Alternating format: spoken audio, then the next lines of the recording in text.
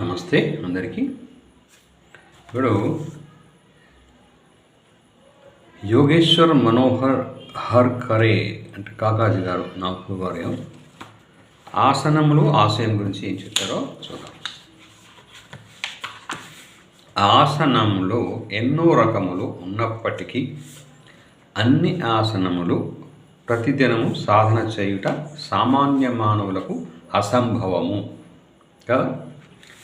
ఏ విధముగా ఆహారమునందు కొన్ని వేల పదార్థములు ఉన్నప్పటికీ మనము ప్రతిదినము వాటి అందరి ఆరోగ్యకరమైన కొన్ని పదార్థములను మాత్రమే తీసుకొనదేమో, అదే విధముగా శరీరమును ఆరోగ్యంగా ఉంచుటకై కొన్ని ఆసనములను మాత్రం తప్పనిసరిగా వేయవలను.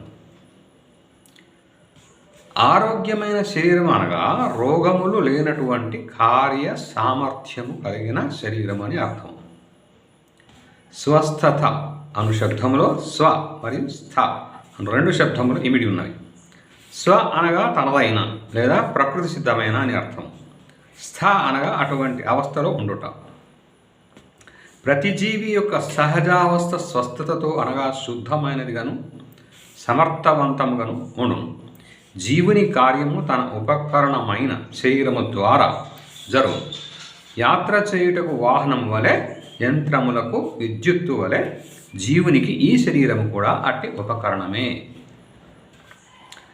జీవుని స్వచ్ఛముగా మరియు పరమాత్మ స్వరూపముతో సమానముగా సామర్థ్యవంతముగా చేయుట కొరకు దాని ఉపకరణమైన ఈ శరీరమును కూడా ప్రకృతి సహజముగా, పరిశుద్ధముగా, రోగరహితముగా మరియు సమర్థవంతంగా ఉంచుట ఎంతైనా అవసరం. వ్యాయామం వలన శరీరము శక్తివంతమగును, కానీ అది కొద్ది కాలం వరకే ఉండు. ఎంతో శక్తివంతమైన మల్లయోధులు కూడా వృద్ధాప్యములో అస్వస్థతతో అనారోగ్యముతో ఉండుట మనము చూచుచున్నాము. అంతేకాక అహంకారపూరితమైన కొంతమంది శారీరక శక్తి సంపన్నులు పొరలపై ఆక్రమణ గావించి తమ మనస్సును తృప్తిపరచుకొనెదరు. ఇటువంటి వ్యక్తుల వలన సమాజంలో సంతులనము పాడై పశుత్వము ప్రబలను. పరిణామములో మానవ శరీరము అన్నింటికన్నా ఉన్నతమైన అవస్థ. సమస్తమైన ప్రాణులలో ఉదర పోషణమే ప్రాముఖ్యం సంతరించుకోను. అందు కొరకై తిరుగాడుటకు వాటికి తగిన అవయవములు కలవు. పశుపక్ష్యాదులు ఉదర పోషణకై సమయముతో నిమిత్తము లేకుండా తినుచునే ఉంటాయి. ఈ విధమైన ఉదర పోషణకై వాటికి ఎక్కువ తెలివితేటలు అవసరం లేదు. అందువలననే వాటి మస్తిష్కము చాలా చిన్నదిగాను, ఉదరము పెద్దదిగాను ఉండును. మానవుని యొక్క ఉదరము మిగిలిన అనేకమైన జీవరాశుల కన్నా చిన్నదిగాను, మస్తిష్కము అన్నిటికంటే పెద్దదిగాను ఉండును. ఏనుగు శరీరం చాలా పెద్దది, కానీ దాని మస్తిష్కం మానవుని మస్తిష్కం కంటే చాలా చిన్నదిగా ఉండును.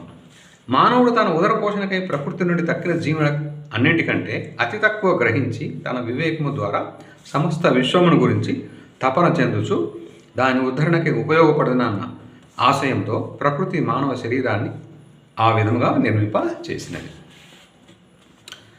వైదిక పరంపరలో ప్రతిశబ్దం ఎంతో ఆలోచన చేసి ప్రయోగింపబడినదే. సంస్కృతము అనగా మంచి సంస్కారవంతమైనది. సంస్కృత భాష పూర్ణమైనది, మంచి శాస్త్రీయమైనది కూడాను. ఆంగ్లంలో సంసారమునకు వరల్డ్ అని, ఉర్దూలో దునియా అని అనదరు. కానీ ఆ పదములలో ఆంతరంగికమైన అర్థం ఏమైనా ఉన్నదా? లేదు. సంస్కృతంలో ఈ సంసారం అనే జగత్తును కూడా అనదరు.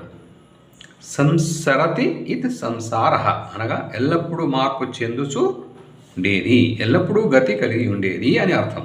సంస్కృత భాష యందు శబ్దములో శబ్దము, ఆశయమునందు ఆశయము ఇమిడి ఉండును. ఆసనము అను శబ్దము నందు రెండు ఉపశబ్దములు కలవు, ఆ మరియు సనం. ఆ అనగా అన్ని కలిసి, సనం అనగా ముందుకు పోవటం.